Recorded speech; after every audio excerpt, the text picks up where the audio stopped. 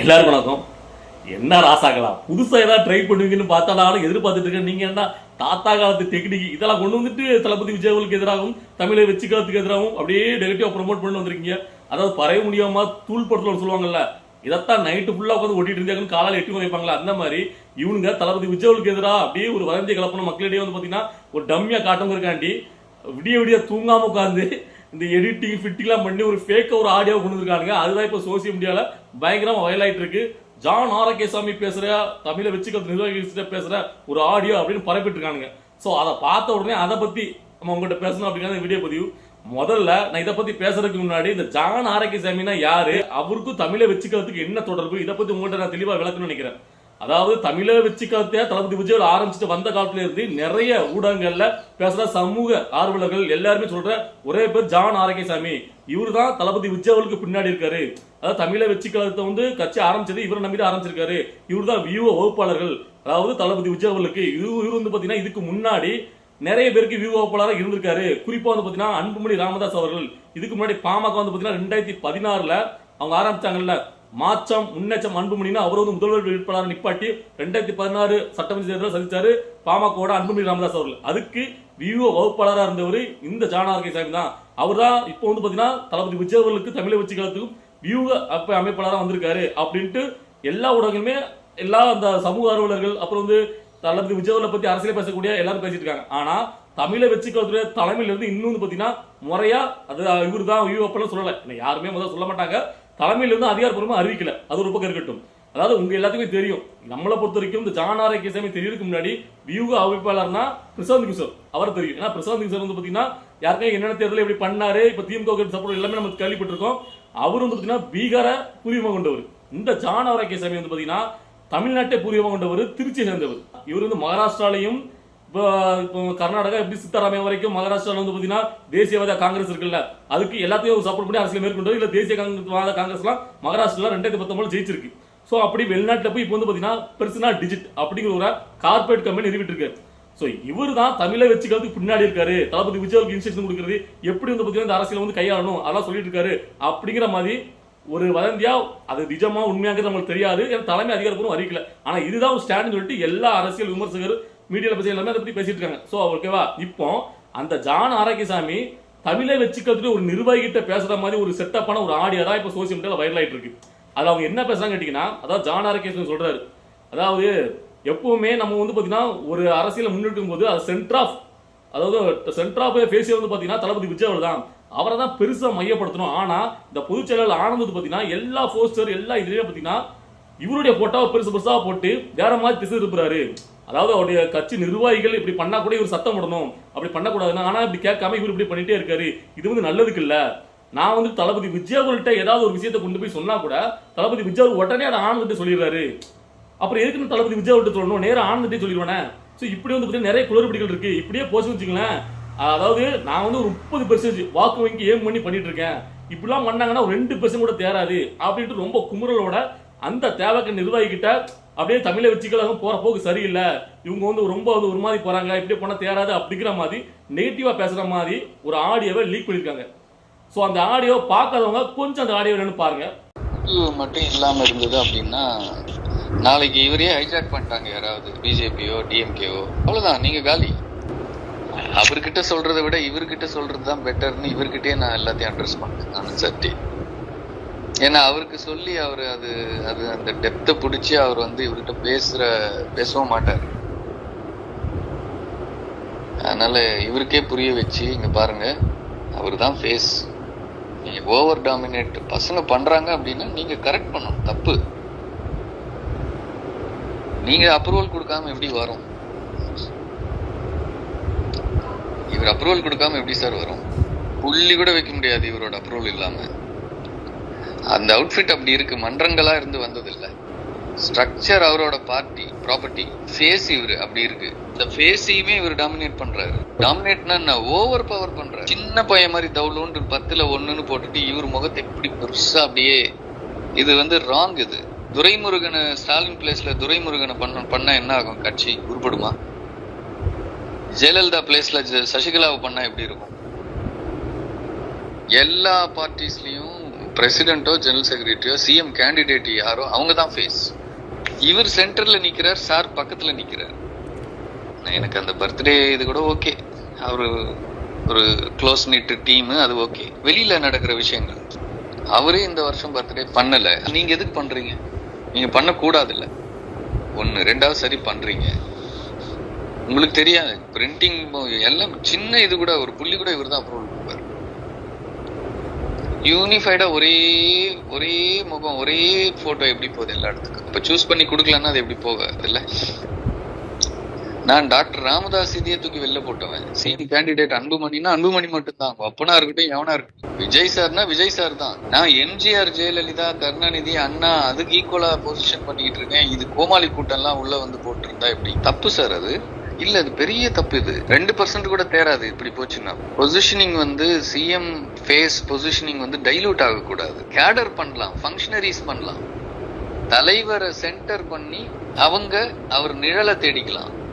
அவர் நிஜத்தையே இன்னொரு நிழல் வந்து ஆக்கியூபை பண்ணக்கூடாது. கற்பனையில கூட இமேஜின் பண்ண முடியாது சார் இதெல்லாம் எந்த பார்ட்டிலையுமே. நீங்க டிஎம்கே ஏடிஎம்கே எல்லாம் விடுங்க, திருப்பேடு கட்சியில் கூட விட மாட்டாங்க. ஓட்டு யாருக்கு? ஜெயலலிதாவுக்கு தான் ஓட்டு, கருணாநிதிக்கு ஓட்டு, அண்ணாக்கு ஓட்டு, ஸ்டாலினுக்கு ஓட்டு, உதயநிதிக்கு ஓட்டு. சென்ட்ரல் ஃபோர்ஸ் யாரு? சென்ட்ரல் ஃபேஸ் யாரு? அவங்க நியூட்ரலானவங்களா இருக்கும். ஏன் எடப்பாடி ஃபிசில் அவுட் ஆகி காலி ஆகுறாரு? எடப்பாடி சென்ட்ரல் ஃபேஸ் எடுபடாது, ஓபிஎஸ் எடுபடாது, சசிகலா எடுபடாது, அன்புமணி எடுபடாது, திருமாவளவன் எடுபடாது. யூனிவர்சலா கேஸ்ட் நியூட்ரலா எல்லாத்துக்கும் ஒரு நியூட்ராலிட்டி ஃபேக்டர் இருக்க ஒரு சென்ட்ரல் ஃபோர்ஸ், அதுவும் சாதாரண ஆள் இல்ல, கல்ட். அவரை போய் டைல்யூட் பண்ணலாமா? எவ்வளவு பெரிய முட்டாள்தானே இது. நீங்க யாரு? நீங்க என்ன பண்ணி கிழிச்சிட்டீங்க இந்த ஸ்டேட்டுக்கு? உங்களுக்கு எதுக்கு கடா வெட்டுறான்? உங்களுக்கு எதுக்கு ரத்த தானம் கொடுக்குறான்? அப்போ அவன் என்ன நினைக்கிறான்னா தலைவர் வேஸ்ட் டம்மி, சும்மா ஃபேஸ்க்கு வச்சிருக்காரப்புல, இவர் தான் எல்லாம். இது தேராது. இது ரெண்டு கமலாவது நான் அவர் இதை வச்சுக்கிட்டு ஐடியாலஜி இல்லாம 4% எடுத்தாரு. 2 கூட தேராது. நான் 30% டார்கெட் பண்ணிக்கிட்டு இருக்கேன். சீட் கன்வர்ஷனுக்கு பவருக்கு எப்படி எந்த அலைன்ஸ் வருவான்? இன்னொன்னு சார், எப்படின்னா விஜய் சார் வந்து எதை சொன்னாலும் அவர்கிட்ட சொல்லிடுறாரு. எதை சொன்னாலும் டியூரிங் த டே இல்ல நைட்ல அவர்கிட்ட இருந்து எப்படி வாங்கணும்னு ஃபார்முலா கண்டுபிடிச்சாச்சு. நைட் டைம்ல ஏதோ பார்ட்டி விஷயங்கள் பேசும்போது பேசுற மாதிரி சார், ஜான் சார் வந்து மீட் பண்ணார் சார் இன்னைக்கு, இந்த மாதிரி சொல்லிட்டு இருந்தார் சார் அப்படின்னு அப்படி போட்டாருன்னா இவரு வந்து நாம என்ன சொல்றோமோ இப்படி இப்படிலாம் சொன்னாரு அதெல்லாம் அப்படியே டிட்டோ வந்து அடுத்த தடவை மீட் பண்ணும்போது நீங்க சொன்னீங்களா சார்கிட்ட? இப்ப நீங்க இன்னொரு தடவை சொல்லுவீங்களா? எல்லாமே எதை சொன்னாலும் ஃபேமிலி எதை சொன்னாலும் ஒண்ணு இவர் சொல்றாரு, இல்ல அவர் வாங்கிடுறாரு. 2த்துல ஒண்ணு நடக்குது. அதனால நான் என்ன பண்றது, அவர்கிட்ட நான் சொல்லி அவர் இவர்கிட்ட வந்து சொல்றதுக்கு நான் இவர்கிட்டயே சொல்லிட்டு போயிடுறேனே. எனக்கு என்ன இருக்கு சொல்லுங்க? அவர் வந்து ஒரு ஆர்கனைசிங், நான் உங்களுக்கு சொன்னேன்ல எக்ஸ்ட்ராடினரி ஆர்கனைசர் சொல்லியிருக்கேன். இவர் அப்படி இல்ல, இவரு எக்ஸ்ட்ராடினரி ஆர்கனைசர். ஆனா முழுக்க விஜய் சார் இன்ட்ரெஸ்டா அப்படின்னா இல்ல. இன்ட்ரெஸ்ட் அப்புறமா தான் விஜய் சார் இன்ட்ரெஸ்ட். அங்கதான் பிரச்சனை. செய்யறதுல பிரச்சனை இல்ல, எக்ஸிகியூஷன்ல பிரச்சனை இல்ல. இப்ப ஸ்ட்ரக்சருக்குள்ள இருக்க மாவட்ட தலைவர்கள் விஜய் சார் என்ன சொல்றாரு? சார் வேண்டாம் சார், அதெல்லாம் மாத்தாதீங்க சார், தொடாதீங்க சார், தப்பாயிடும் சார். அவ்வளவுதான். அதுக்கு மேல அதுக்கு 30 வருஷமா இருக்காங்க. ஒரே இமோஷனலா ஃபீல் பண்ணி வேண்டான்னு சொல்லு. அதுக்கு மேல நம்ம வந்து மாவட்ட தலைவர்கள் எல்லாம் காஸ்ட் ரீதியா போடணும். அதெல்லாம் உங்களுக்கு தேவை கேண்டிடேட் தானே சார், நீங்க கேண்டிடேட்டை சூஸ் பண்ணிக்கோங்க, இதை விட்டுருங்க. இது மன்றம் சார், இது வேற மாதிரி போயிடும், தவறாயிடும், தப்பாயிடும், அதெல்லாம் பண்ணக்கூடாது. இப்போ இருக்கிறது தாண்டி 100 பிரிக்கிறோம். அந்த 100 பிரிக்கும் போது இப்ப இருக்கிறவங்களை மாத்த வேண்டாம்னு சொல்லிட்டாரு. அடிஷ்னலா போட்டுக்கோங்க, இப்ப இருக்கிறவங்கள மாத்தாதீங்க. அது 100 மாவட்டமா பிரிச்சாச்சு. மொத்த ஸ்ட்ரக்சரையே 100 மாவட்டம் ஆக்கியாச்சு. ஆனா இவரால போட முடியல. தொட்டாலே ஆள் இல்ல, தொட்டாலே அதுக்குள்ள பிரச்சனை நிறைய வருது. அணியில இருந்து நியூவன்சஸ் சார். இது மன்றம் இல்ல, ஒரு பொறுப்புக்கு 100 பேர் சண்டை போட்டு வெறித்தனமா இருக்காங்க. அதனால எந்த பொறுப்பும் போட முடியாம அப்படியே நிக்குது. மாநாடு முடிச்சிட்ட பிறகு அதை கை வச்சுக்கலாம். இப்ப தேன்கூட்ல கை வச்ச மாதிரி ஆயிடும். ஃபர்ஸ்ட் நமக்கு மாநாடு, அதை முடிச்சிட்ட பிறகு அப்புறம் பாத்துக்கலாம்னு விட்டாச்சு. அதை விட்டுட்டு இந்த விங்ஸ் இருக்குல்ல, அணிகள், அது எவனுமே இன்ட்ரெஸ்ட் இல்ல, அதை போட்டுக்கிட்டு உட்காந்துருக்குறோம். இப்போ அது பிரச்சனையும் இல்ல. மெயின் பேரன்பாடிக்கு தான் மொத்தமே பேரன்பாடிக்குள்ள வரணும். வெளியில இருக்கிறவன் ஒருத்தனை கூட உள்ள விட மாட்டாங்க. நாளைக்கு நீங்க வர்றீங்க கேண்டிடேட்டை கண்டெஸ்ட் பண்ணணும்னு ஒரு தொகுதிக்கு வர்றீங்கன்னு நினைச்சுக்கோங்க. ஆனந்த் சார் வந்து இவரை வின் பண்ணி கொடுக்கணும்டான்னு சொன்னாதான், விஜய் சாரே சொன்னா கூட, ஆனந்த் சார் சொல்லாம, ஜிஎஸ் சொல்லாம தொகுதியில கூட நீங்க கால் எடுத்து வைக்க முடியாது. இதுதான் எனக்கு பிரச்சனை. இப்படி இருக்க கூடாது. சோ பாத்தீங்களா? சோ இதுதான் அதோட சாராம்சம். இதுல பார்த்த உடனே எனக்கு வந்து இது ஃபேக் ஐடியாங்கிறது நம்மளுக்கு தெரிஞ்சு போச்சு. சரி, ஓகே, நீங்க சொல்ற மாதிரியே தமிழை வச்சுக்கக்கூடிய அரசியல் வியூக வகுப்பாளர் ஜான் ஆரோக்கியசாமி அப்படின்னா, அவரு இப்ப நீங்க ஒரு வியூ வகுப்பாளர் உங்களுக்கு தெரியும் அவர் எந்த ரேஞ்சில இருப்பார். அவரு ஒரு தமிழை வச்சுக்கிறதுக்கு ஒரு சாதாரண நிர்வாகிகிட்ட அவர் போன்ல பேசுறாரா? முதல்ல அங்கேயே நம்மளுக்கு வந்து பாத்தீங்கன்னா சந்தேகம், அது எப்படியா பேசுவான்? இதெல்லாம் எந்த கும்பிட்டா நம்புவானா? அவர் ஒரு அரசியல் வியூ வகுப்பாளர்னா அவர் ரேஞ்சில உள்ள அவர் தளபதி விஜய்கிட்ட பேசுவாரு, மிஞ்சி போனா பொதுச் செயலர் ஆனந்த் கிட்ட பேசுவார். ஏன்னா அதுக்கப்புறம் கட்சியில அதிகாரப்பூர்வமா இன்னும் யாருமே பெரிய அளவுல பொறுப்பாளர்கள் நியமிக்கப்படல. உங்களுக்கு தெரியும் அதுல சிக்கல் இருக்கு. நிறைய பேர் இருக்காங்க தளபதி விஜயோட தமிழை வச்சுக்கிறத சேர்றதுக்கு. ஏன்னா இது ஒரு ரசிகர் மன்றங்களா இருந்தா, விஜய் மக்கள் இயக்கமா இருந்து நிறைய அதுல வந்து ரசிகர்கள் தொண்டர்கள் ஏகப்பட்ட பேர் வராங்க. அதனாலதான் தளபதி விஜயவர்களுக்கு தமிழை வச்சுக்கிறதுல இந்த மாவட்ட செயலாளர் மாவட்ட பொறுப்பாளர் நியமிக்கிறதுல பிரச்சனைகள் இருக்கு. ஏன்னா ஒரு இடத்துக்கு போனா அங்க ஒரு சீட்டு தேர்ந்தெடுக்கணும், அங்க 100 பேர் 1000 பேர் வரதுனால எங்களுக்கும் வேணும்னு சொல்லி அவங்க போட்டி போடுறதுனால கொஞ்சம் யோசிச்சு, ஏன்னா எல்லாரும் சங்கடப்படாம எல்லாருக்கும் ஒரு சரிசமமா அதாவது தேர்ந்தெடுக்கிற முறையிலே கொஞ்சம் சிக்கல் ஏற்படுது. கரெக்டா தேர்ந்தெடுக்கணும். யாருக்கு வந்து பாத்தீங்கன்னா மனசாம ஏற்படுது. ரொம்ப நாளா ரசிகர் மன்றத்தில் இருந்திருப்பாங்க, விஜய் மக்கள் இயக்கத்தில் இருந்திருப்பாங்க. சோ அதுக்கப்புறம் பாத்தீங்கன்னா இப்போ அரசியல் இயக்கமா வரும்போது நம்மள ஒதுக்குறாங்களே அப்படின்னு யாரும் நினைச்சக்கூடாதுன்னு கேட்டிதான் அது மெதுமெதுவா அதுக்கான பணிகள் தொடங்கி இப்போ வந்து பாத்தீங்கன்னா தை மாதத்துல அந்த மாவட்ட செயலாளர் மாவட்ட பொறுப்பாளர் நியமிக்க போறாங்க. ஓகேவா? அப்படி இருக்கும்போது அந்த ஜான ஆரோக்கியசாமி வந்து பாத்தீங்கன்னா சடனா போயிட்டு ஒரு தவக்க நிர்வாகின்னு பேர் கூட போடாம இங்க மட்டும் ஜான ஆரோக்கியசாமின்னு போட்டு அவரு பேசுற மாதிரியும் இங்க வந்து தவக்க நிர்வாகின்னு போட்டு இருக்கு. அப்படி எப்படி ஒரு முக்கிய புள்ளிட்டு பேசுவாரு? சரி, அப்படி நீங்க போறதா கூட அது ஜான ஆரோக்கியசாமி வேற ஏதாவது ஒரு அரசியல் விமர்சனத்தை பேசினாரு, இல்ல வேற ஏதாவது ஒரு முக்கிய புள்ளி எதிரிகள் யார் பேர் யார் போட்டுருக்கலாம். அப்படி போடாம தேவக்க நிர்வாகி மட்டும் போட்டு ஒரு குரலை போட்டீங்கன்னா நம்மளுக்கு இது ஜான ஆரோக்கியசாமியோட வாய்ஸ் நம்மளுக்கு தெரியாது, அவர் தான் பேசுறாருன்ட்டு. சரி, இப்போ இருக்க டெக்னாலஜில இந்த வாய்ஸை கூட என்னன்னா பண்ணாலும் உங்களுக்கு தெரியும் இப்ப எவ்வளவு விஞ்ஞான வளர்ச்சி அடைஞ்சிருக்கு. ஓகேவா? அதாவது இவர் வந்து அந்த ஜான் ஆரோக்கியசாமி ஒரு அரசியல் வியூக அமைப்பாளரா தமிழை வச்சுக்கிறதுக்கு வந்திருக்காருன்னா இன்னும் ஒரு கட்டமா இன்னும் ஒரு தேர்தல் கூட கிட்ட கூட நெருங்கல. இன்னும் எதுவுமே, அதாவது மாநாடு முடிஞ்சிருக்கு, அதுக்கப்புறமா வேற எதுவுமே பெருகளவுல இவங்க வந்து பாத்தீங்கன்னா அரசியல் முன்னெடுப்புல எடுக்கல. அதுக்கு முன்னாடி வெக்ஸ் ஆயிடுவாரா அவங்களுக்கு அந்த வியூக அமைப்பாளர்? அப்படி வெக்ஸாவரி அவர் வந்து இப்ப மன உளைச்சல் அடைஞ்சு இப்படி பேசுறாருன்னா அவர் ஒரு அரசியல் வியூக அமைப்பாளராகவே இருக்க முடியாது. இல்ல எனக்கு கேட்கிறேன், பொதுவா ஒரு வியூக அமைப்பாளர்னா அவங்களுக்கு எல்லா நாலேஜும் தெரிஞ்சிருக்கும், எங்க எந்த மாதிரி போர்ட்ரேட் பண்ணணும் எங்க. ஏன்னா அவரு தான் வியூக அமைப்பாளர்னா தளபதி விஜய் அவரை நம்பி வச்சிருக்காருன்னா என்ன உங்களுக்கே தெரியும். அது பொதுச் செயலாளர் ஆனந்த் அவர்கள் சின்ன விஷயத்தை கூட இது வரைக்கும் யாருமே தளபதி விஜய்ல அறிவிப்பார் தளபதி விஜய்ல அறிவிப்பார் சொல்லுவார் தவிர அவரா தன்னிச்சையா தன்னை மீறி எந்த ஒரு செயலையுமே எங்கேயுமே சொன்னது கிடையாது. இதுவரைக்கும் அந்த பொதுச் செயலாளர் ஆனந்த் அவர்கள் எங்கேயுமே எந்த ஒரு முடிவு ஒரு மாநாடு இந்த தேதியில கூட தளபதி விஜய் தான் இது வரைக்கும் அறிவிச்சிருக்காரு. எல்லாமே அவர் மூலமா தான் தெரிய தவிர அடுத்த கட்ட நிர்வாகிகள் மூலமா யாருக்குமே தெரியப்படுத்த கிடையாது. அப்படிங்கும்போது எப்படி வந்து பாத்தீங்கன்னா ஆனந்த் அவர்களை குறை சொல்ற மாதிரி ஆனந்த் அவர்கள் தளபதி விஜய் அவர்களுக்கு எதிராக எல்லாமே ஆனந்த் அவர்கள் கையில இருக்க மாதிரி தான் இந்த ஆடியோல எப்படி பேச முடியும்? இந்த வியூ அமைப்பாளர் ஜான் ஆரோக்கியசாமி எப்படி பேசியிருப்பாரு? எங்க போட்டோ போடுறது கட்சி நிர்வாகிகள் இருப்பாங்கன்னா தளபதி விஜய் அவர்கள் போட்டோ போட்டு அடுத்த பொதுச் செயலாளர் போட்டோ போடுறது அப்போ அவங்க அப்படிதான் பண்ணுவாங்க. எல்லா கட்சியிலுமே அந்த போட்டோக்களை போடுறது எல்லாமே இந்த கட்சி நிகழ் தொண்டர்கள். ஓகேவா? இதோ ஒரு பெரிய காரணம் வச்சு இதனாலேயே பாத்தீங்கன்னா தளபதி விஜய் அவருடைய தமிழை வச்சு கழகம் அது ரொம்ப குறைவா வந்து வாங்க 2% கூட வாங்காது அப்படின்னு சொல்றதுல இவர் வந்து ஒரு வியூக அமைப்பாளராகவே இருக்க முடியாத. சோ அப்ப இது முழுக்க நெகட்டிவா பரப்பப்படுறது உங்களுக்கே புரிஞ்சுன்னு நினைக்கிறேன். அதாவது எந்த அளவுக்கு வன்மத்தோட, அதாவது அவங்க வந்து பாத்தீங்கன்னா அந்த அளவுக்கு அதாவது அப்படியே நெகட்டிவா பரப்புறாங்களா. இதெல்லாம் வந்து பாத்தீங்கன்னா நம்புறதுக்கு தமிழ்நாட்டு மக்கள் கூமுட்டையா இல்ல இதை எடிட் பண்ணி ஒட்டினவன் தான் பாத்தீங்கன்னா கூமுட்டையா இருக்கணும். ஏண்டா இன்னும் தேர்தலுக்கு வந்து பாத்தீங்கன்னா இன்னும் ஒரு தேர்தல் கூட சந்திக்கல. இன்னும் பாத்தீங்கன்னா அரசியல் கட்டம் முடித்ததுக்கு அடுத்த முன்னெடுப்புல இன்னும் பண்ணல தமிழை வச்சுக்கலாம். இப்பதான் பாத்தீங்கன்னா மாநாடு முடிச்சுட்டு இப்பதான் நம்ம மாவட்ட செயலாளர்கள் அறிவிக்கிறது அப்படின்னு எல்லாத்தையும் முன்னெடுத்து கொண்டு வராங்க.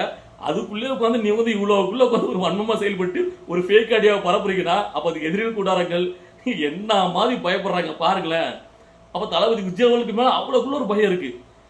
ஏன்னா செல்வாக்கு வந்து அவருக்கு நாள் கூட்டிட்டு இருக்கா. இவங்க என்னதான் பாத்தீங்கன்னா அதாவது சினிமால வந்த பெரிய எம்ஜிஆர் ஆயிரம் முடியுமா எம்ஜிஆர் அப்படின்னு சொன்னாலும் உள்ளுக்குள்ள பயம். ஏன்னா எம்ஜிஆர் அவர்களே சினிமாவில் நடிச்சுக்கிட்டே தான் இங்க வந்து அரசியலா பண்ணாரு. தளபதி விஜய் அப்படி இல்ல, உச்ச நட்சத்திரமா இருக்கும் போது அந்த சினிமாவை விட்டுட்டு முழு நேரம் அரசியல்வாதியா வருவேன் அப்படின்னு சொன்னார்ல, அந்த கான்பிடென்ட் தில்லு. இப்ப மத்தவங்க மாதிரி வந்து பாத்தீங்கன்னா இப்ப விஜயகாந்த் அவர்களை கூட விஜயகாந்த் அவர்களும் சினிமா நடிச்சுட்டு அரசியல் பண்ணிட்டு இருந்தாரு. ஆனா அவரை கூட டக்கு அப்படி டெம்ப்டட் ஆக்கிடுவாங்க, டென்ஷன் ஆக்கிடுவாங்க. அவர் பேசுறே வாய்களை வந்து வார்த்தையை விட்டுருவாரு, இந்த கோவம். ஆனா அவரும் நல்ல மனுஷன், ஆனா கொஞ்சம் பொறுக்க மாட்டாரு, சட்டா சட்டா வார்த்தையில விட்டுருவாரா, உடனே அதை வச்சு ட்ரோல் பண்ணி இன்னைக்கு எல்லாரும் தங்க மகன் எங்க மகன் கொண்டாடுறாங்க. ஆனா அன்னைக்கு அவர் நல்ல விதமா அரசியல் பண்ணிட்டு இருக்கும்போது அவரை வச்சு நெகட்டிவா ப்ரொமோட் பண்ணி என்னதான் எதிராக பண்ண முடியுமோ எல்லாத்தையும் பண்ணானுங்க. சோ அதே மாதிரி தளபதி விஜய் அவர்களையும் அப்படியே வந்து நெகட்டிவ் நம்ம வந்து கமெண்ட் பண்ணா அவர் டென்ஷன் ஆகி வார்த்தையை விட்டுருவாரு, எதா பண்ணிடுவாரு, அவரால் அங்க வர சொல்லுங்க, ஒரு குடும்பம் கொண்டாரு, பனையூர் பண்ணையாரும் விமர்சனத்தை வச்சுட்டே இருக்காங்க. ஆனா அதை இவர் எந்த வகையிலும் கண்டுக்கிறே கிடையாது. ஏன்னா அந்த நிறை கூட தழும்பாதுக்கிற மாதிரி நிதானமா இருக்கிற ஒருத்தர் வந்து நீங்க என்ன பண்ணாலும் அசைக்க முடியாது. ஏன்னா அவர் பக்கா பிளான், இவங்க வந்து என்னென்ன பண்ணுவானுங்க. ஏன்னா சினிமால பார்க்காத அரசியல இவர் வந்து பாத்தீங்கன்னா இங்க பார்க்க போறாரு. சோ இந்த அரசியல் காலத்திலேயே நேரடியாக என்னென்ன விதங்கள்ல என்னென்ன பண்ணுவாங்க, அவங்க முன்னாடி இருந்தாங்களா, இப்ப விஜயகாந்த் மாதிரி ஆட்கள், எம்ஜிஆர் இவங்கலாம் என்னத்த ஒரு கஷ்டத்தை அனுபவிச்சிருப்பாங்க எல்லாத்தையும் தெரிஞ்சுக்கிட்டு பக்கா வராரு. சோ அதனாலதான் பாத்தீங்கன்னா அவர் சமநிலையில எதுக்குமே அசமமா அப்படி தெனாவட்ட அதே கெத்தோட இருக்காரு. அவர் நினைக்கிறத செய்யறாரு, நினைக்கிறத சொன்ன மாதிரி செஞ்சுட்டு போயிட்டே இருக்காரு. சோ அந்த ஒரு கெத்து எதுக்கும் ஆடாம யாரும் கசந்து கொடுக்காம, சோ அது நல்லாவே இருக்கு. சோ அதனால இவங்க வந்து இந்த அளவுக்கு பயந்துகிட்டே இருக்கானுங்க. சோ இப்படி நெகட்டிவா இன்னும் இது வந்து ஒரு சாம்பிள் தான், இந்த ஆடியோ ஃபேக் ஆடியோ இன்னும் நிறைய என்னென்ன உண்டோ எல்லாத்தையும் எடுத்து வருவானுங்க. ஆனா தளபதி விஜய் அவர்கள் கூட இருக்கிறவங்களும் சரி, தமிழ மக்களும் சரி, இந்த மாதிரி ஃபேக் ஆடியோகள் நம்பாம, உங்களுக்கு தெரியும் உங்க தளபதி, உங்க அண்ணன், உங்க தம்பி உங்களுக்காக அவருடைய தொழிலை விட்டுட்டு முழு சேர, அதாவது பீக்ல இருக்கும்போது வராரு. சோ அந்த அரசியலை பண்ணிட்டு இப்போ என்ன பொறுத்த வரைக்கும் நான் வந்து தளபதி விஜய்க்காக சப்போர்ட் பண்றேன் அப்படின்னு கேட்டீங்கன்னா, ஒரு மனுஷன் அதாவது உச்சத்துல இருக்கும் போது அந்த சினிமால எல்லாருமே பாத்தீங்கன்னா உச்சபட்சமா இருக்கும் போது ஓரளவு வந்து பாத்தீங்கன்னா அது எவ்வளவுக்குள்ள சம்பாதிக்க முடியுமோ அதை சம்பாதிச்சுட்டு தான் அரசியலுக்கு வந்து நினைப்பாங்க. ஆனா பீக்ல இருக்கும் போதே அதை விட்டுட்டு நான் வாரேன் அப்படின்னு எடுக்கிறதுக்கு ஒரு கட்ஸ் வேணும். அந்த கட்ஸோட அவர் அரசியலுக்கு வரும்போது நம்ம ஆதரிக்கணும். அவர் பண்ற அரசியலை, அவர் பண்ற முடிவுகளை இது சரியா தவறா விமர்சிக்கலாம், அது தவறு கிடையாது, எல்லாத்தையும் உரிமை இருக்கு, ஓகேவா. ஆனா வரவே கூடாதுன்னு வர்றதுக்கு முன்னாடியே கொஞ்சம் இந்த அளவுக்கு கதறும் போது அதுக்கு எதிராக நாம வந்து நிற்போம். சரியா? சோ இந்த விடயங்களை பார்க்கும்போது உங்களுக்கு என்ன தோணுது, இந்த மாதிரி ஃபேக் ஆடியோக்களை எதிரிகள் பரப்பும் போது அதெல்லாம் பார்க்கும்போது உங்களுக்கு என்ன தோணுது அப்படிங்கிறத கருத்துக்களை கமெண்ட் பண்ணுங்க. பாய்.